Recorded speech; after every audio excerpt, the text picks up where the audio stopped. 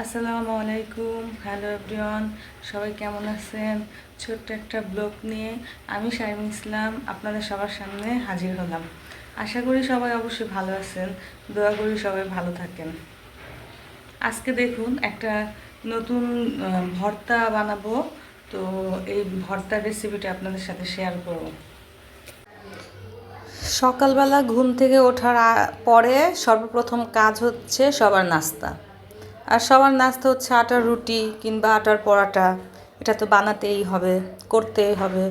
তো আজকে ঘরে বসে মানে টাইসে বসে রুটি বানাইতেছিলাম, কারণ সেদিন রান্নাঘরের উঁচাতে রুটি বানায় আমার অনেক পা ব্যথা করছে। এটার জন্য আজকে ঘরেতে বসেই রুটি বানাইতেছিলাম, যে রুটিটা আগে বানাই, তারপরে হচ্ছে রান্নাবান্না, নাস্তা খাওয়ার পরে রান্নাবান্না।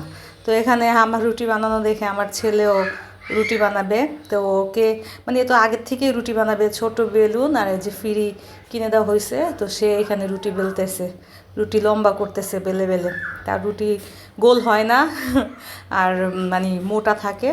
তো এখানে সে বেলতেছে, আবার বলতেছে যে আম্মু আমার রুটি কি সুন্দর হয়েছে, আমার রুটি কি গোল হয়েছে। আজকে মেয়ে বাসায়, তো মেয়েটা বাসায় আছে দেখে মেয়েকে দিয়ে রুটি ভাজালাম, বললাম যে আম্মু আমি রুটি বেলি, তুমি রুটিগুলো ভাজো। তো এই যে দেখেন, আমি সেদিন রুটি ভাজছি, রুটি ফোলে নাই, আর আজকে আমার মেয়ে রুটি ভাজছে, মাশাআল্লাহ রুটি কিন্তু খুব সুন্দর ফুলছে, রুটিগুলো ভাজা খুব সুন্দর হয়েছে।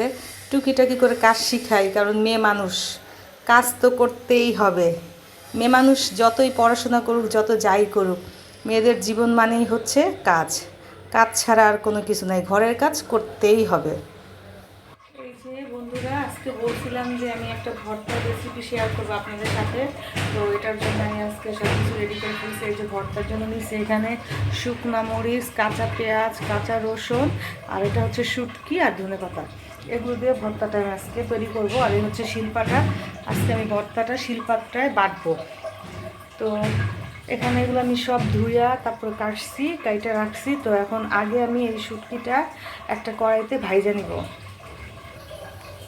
এখানে ছোট একটা কড়াই নিচ্ছি, এই কড়াইতে শুটকিটা ভাজবো। এখন কড়াইটা নিয়ে আমি এই যে চুলায় আগুন ধরাই দিছি, কড়াইটা গরম হোক। গরম হলে এটার মধ্যে দিব অল্প একটু তেল।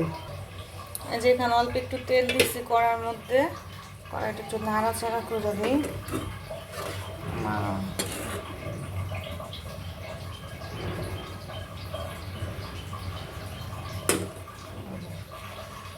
অল্প একটু তেল কড়ার মধ্যে দিচ্ছি, তেলটা গরম হোক।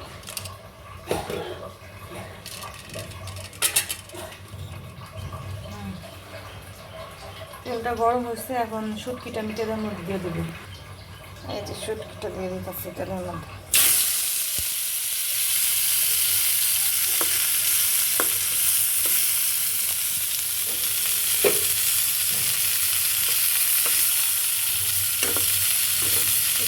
তেল বসিয়ে তেলের মধ্যে ভাজবো।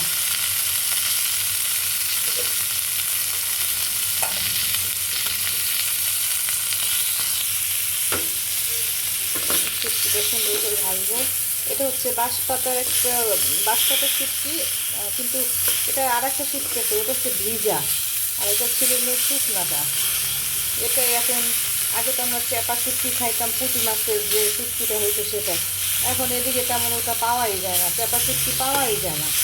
চেপা শুটকির বদলে এই শুটকিটারে সবাই বিক্রি করে। আর এই শুটকিটার এই চেপা বানায়, একটা আছে ভিজা, ওটা হচ্ছে চেপার মতো, বলে যে ওটাই চেপা।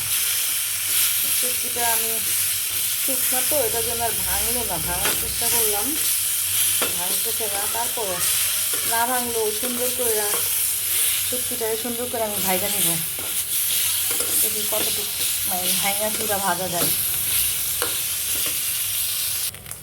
এই যে শুটকিটা আমার ভাজা হয়ে গেছে, খুরচুন দিয়ে ভাঙা চুইরা দিচ্ছি শুটকিটারে। শুটকিটা ভাজা শেষ, চুলাটা অফ করে দিব। এখন শুটকিটা ঠান্ডা হোক, ওদিকে আমি মরিচ পেঁয়াজ ওগুলো বাইটা নেই। আগে আমি পাটার মধ্যে শুকনো মরিচটা বাটবো।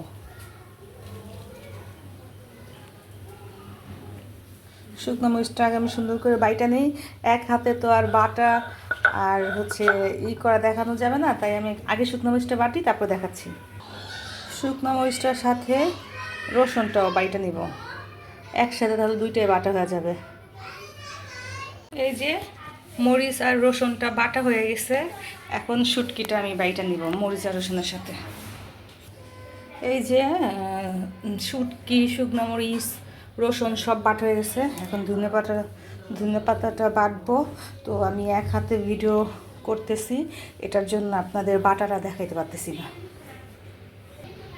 ধনে পাতা বাটা শেষ, এখন যে কুচি করে পেঁয়াজগুলো রাখছি, তো ওই পেঁয়াজগুলো মানে হালকা করে বাটবো যাতে একটু একটু আস্তা থাকে, আর ভর্তা খাওয়ার সময় ওটা মুখে পড়ে সেভাবে করে।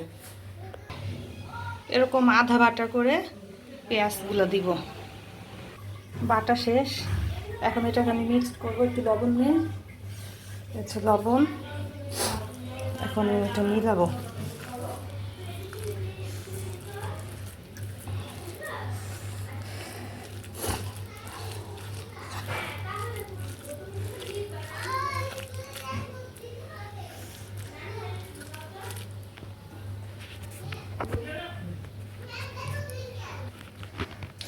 এটার মধ্যে দিবে সরিষার তেল, বুঝছে?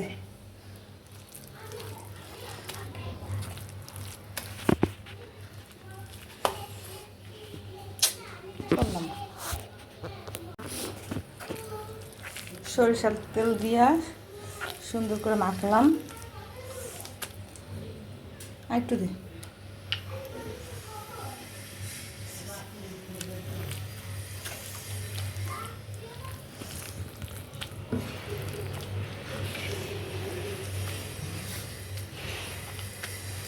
এই যে আমার শুটকি ভর্তা হয়ে গেছে বানানো।